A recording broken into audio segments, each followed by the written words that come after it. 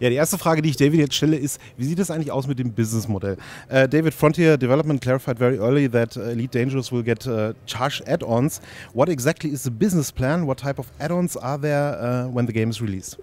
Well, obviously when the game's first released, we'll have a great game to play, but we plan to keep bringing new features over time. So features like the ability to walk around your spaceship, the ability to board other spaceships, the ability to land initially on airless worlds and then on ever richer places will be added.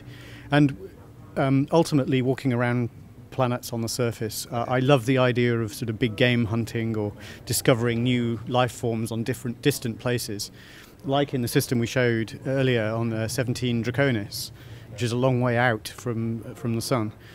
And so I think we haven't detailed which will be in what, because we've got to look at those, how we'll do it, but those would be paid updates is the plan. Although for people who have joined the premium beta, of course, they won't have to pay because they've already got a pass to cover those. Also es wird dann halt jede Menge neuen Content geben, verschiedenster Art. Und Leute, die jetzt in der Premium-Beta sind, die müssen dafür nichts bezahlen. Alle anderen werden dann entsprechend zur Kasse gebeten. Als nächstes möchte ich Dave fragen, wie das denn aussieht mit Indie-Spielen, die eigentlich immer dieses Problem haben, mit dem repetitiven Content und dann langweilig werden. Many indie games have the problem because of repetitive content and then to get the long-term motivation right. Often there is no plotline involved. And how do you plan to sustain the long-term motivation of the players? There are a lot of different ways to sustain the motivation, in the sense that, firstly, it's a fully multiplayer world, so a lot of player-driven things happen. Also, we will be continually ejecting changes into the world, like whether it's a famine, whether it's a gold rush, or all of these sort of things, which will help add to the story. But the story we're telling is actually your story and your progression. There is also a great story of the galaxy evolving, but that's almost like a backdrop. What you can't have in a multiplayer game is these single-player stories where everyone saves the world, because it just doesn't work. But what you can have is a story where you're invited to join a secret organisation and you go off and on adventures, all that sort of thing. So we do have that in the game, and that will aid the long-term motivation for people. It will take a while to get the really big ships, but for me, one of the things I'm excited about is just going out exploring. Because we've said we've got 400 billion stars, which we have, but actually human space is only going to be around 100,000 systems. It's tiny compared to the galaxy. And there will be people, hopefully, like me, wanting to set out into the unknown, where most of the players will be concentrated in that space, because that's where all the space stations are, that's where all the action is. But you could tool up your really big ship, maybe an Anaconda, and just head out into the unknown with lots of spares, lots of all sorts of things that you need, and skim fuel from the suns, but probably cooperate with your friends, to come and help and work it out. The other thing I like is the idea of meeting another player a long way out is going to be a rare event and quite fun. We've seen a lot of really positive behaviour already in the alpha and now in the premium beta. And I just think I love those things where players cooperate and engage with each other. You're not necessarily just out to kill each other, although that might happen. Also sagt im Grunde, der Entdeckerdrang ist eigentlich das, was motiviert, denn es gibt ein riesiges Weltall zu entdecken mit Milliarden Sternen und natürlich auch die Multiplayer-Komponente, dass man halt sehr, sehr viele andere Spieler trifft und mit denen halt Sachen machen kann. Im Grunde hat also jeder Spieler sozusagen seine eigene Story und soll dadurch motiviert bleiben. Okay, jetzt habe ich noch ein paar Hardware-Questions, a couple of Hardware-Questions. You're building this on your own engine called Cobra. So what technical specials a player can expect, and why did you choose to make your own engine? We've had our own engine for a very, very long time. So it's made lots of great games, whether it's sort of Roller Coaster Tycoon 3, which is still doing well for us, Disneyland Adventures, Zoo Tycoon, very, very wide range of very different games, Lost Winds, across lots of different platforms. And it's very stable, very powerful, fully 64-bit. I don't think there is another engine that's up to doing for what we're doing. I mean, just the size of the galaxy and even the size of each solar system, where there's a big fraction of a light year across, is huge draw distances. You need fully 64-bit numbers for that. You need 64-bit draw distances to make that work. And so I don't think there is another option. But actually, as it happens, our engine is very well set up, very well optimized. In terms of things that we've added. With Alpha 1, a lot of people saying, oh, we want support for Oculus Rift, for example. Yeah. So we did it as a Christmas present on the 20th of December, a week or so, 2 weeks after we first released the alpha, and people were delighted. I was delighted to play it, because the beauty is we're making a game for ourselves. For me, for everyone, people who've joined the campaign already, because we're all sort of like-minded. And would I like to play the game on something like Oculus Rift? Of course I would. And so would a lot of the other people. Nearly 10% of our alpha backers played on Oculus Rift. It's amazing. So we added that, but because it was our own engine, it was very easy for us to add. You added support for 3D TVs. It's lovely if you've seen it on a 3D TV. It's great. It's much easier to yeah. those features. And it's because we've got our own engine, we're in control of that. So looking at features now, everything from sort of 4K support to things like that although it's not really there now because the TVs are very expensive, we've been very good in the past at future-proofing our games. So a game like Roller Coaster Tycoon 3, which came out in 2004, still got top of the charts, #1 in the budget charts last year.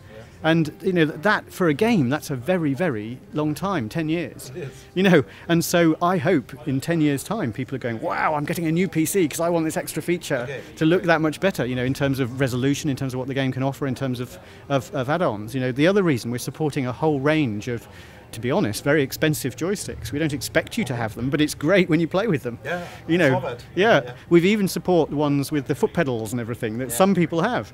So it's the spirit of being gamers. We are making games for ourselves and for other gamers. And some people will have amazing rigs to play them on, but what we want to also make sure that it works fine on the lower specs.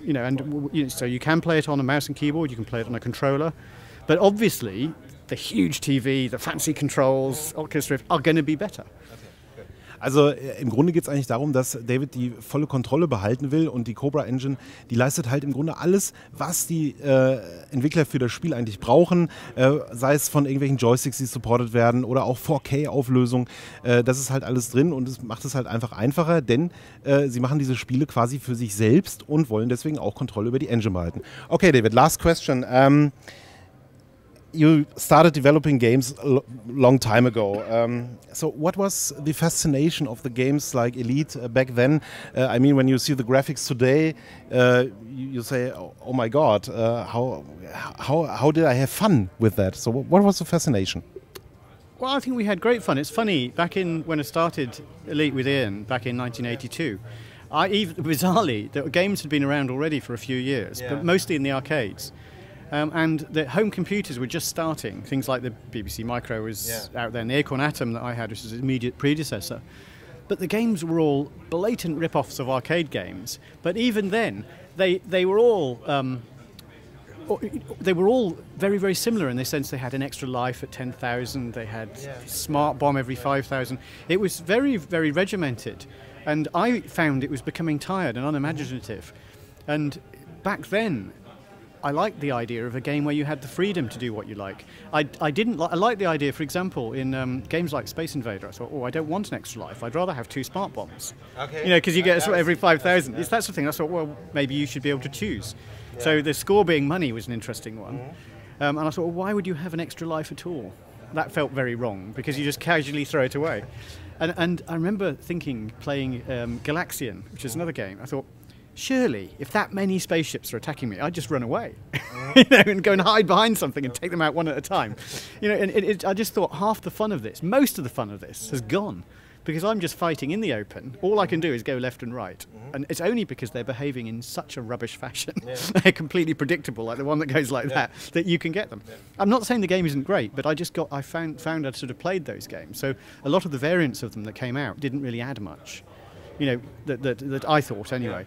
And so I thought a game where you actually sat down and properly played for a long time and saved your position and all that sort of thing would be completely different. So, I mean, with Elite, I saw it as an open world game, not necessarily a space game. I mean, obviously it was set in space, but ironically at the time the problem was rendering was very, very difficult. We couldn't render a world other than in space, where the great thing is, I mean, the clue's in the name. There's mostly nothing. And so, you know, drawing a few dots is quite possible back then, and drawing 3D objects. I'd already put together a lot of 3D code even before I met Ian, and it was a good way of sort of expressing a world you could explore. And that's essentially the spirit behind where Elite came from. I remember that. I was 6 years old, and I played Elite for the first time, and it was completely different from everything that was out there at that time. Interestingly, that actually caused a problem for us. Yeah. Because the publishers didn't want it, because it was too different. Okay, also David sagt im Grunde, viel hat er gesagt. Er sagte, dass damals die Faszination an Elite eigentlich war, dass es komplett anders war als alles, was damals raus war. Es gab ja damals diese ganz vielen Arcade-Spiele wie Space Invaders. Da gab es halt wenig Freiheit. Man konnte halt von links nach rechts gehen, man konnte irgendwas schießen, und das wollte David halt verändern und hat deswegen Elite gemacht, wo es halt auch viel mehr spielerische Möglichkeiten gab, und das war damals die Faszination an dem Spiel.